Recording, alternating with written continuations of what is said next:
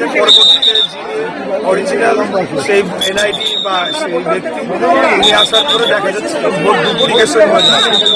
তো সেখানে presiding officer তিনি অত্যন্ত পেশাদারিত্বের সাথে এই বিষয়ে যে বিধিমালা রয়েছে সেটা ফলো করেছেন এবং সেখানে টেন্ডার ভোট বলে একটা অপশন আছে যদি এরকম ডুপ্লিকেসি হয়, তো সেটা তিনি করেছেন এবং পরবর্তীতে কমিশনে যাবে। এই ধরনের আরও ঘটনা অনেক সময় ঘটতে পারে, ডাবল ভোট বা ডুপ্লিকেসি হতে পারে, সেগুলো পরবর্তীতে কমিশনে নিষ্পত্তি হবে। এটা নিয়ে তেমন কোনো ঝামেলা হয় না।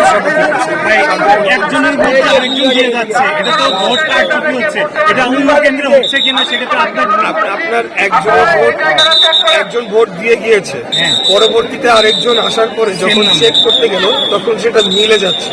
তো এটা অনেক সময় মিস্টেক হয়, অনেক সময় ডুপ্লিকেশন, আমাদের দেশে কাগজপত্র ডুপ্লিকেশন হয়ে যায়, কিন্তু দিয়ে পার পেয়ে যায় না, সেটা ধরা পড়েছে মিস্টেকটা। এবং আইন অনুযায়ী এখানে এক্সিকিউটিভ ম্যাজিস্ট্রেট বসা আছেন, সেনাবাহিনীর যিনি দায়িত্বপ্রাপ্ত কর্মকর্তা তিনিও বসা আছেন। তাদের সামনে যেটা আইন অনুযায়ী যে পদক্ষেপ নেওয়া দরকার এই সমস্ত ক্ষেত্রে সেটি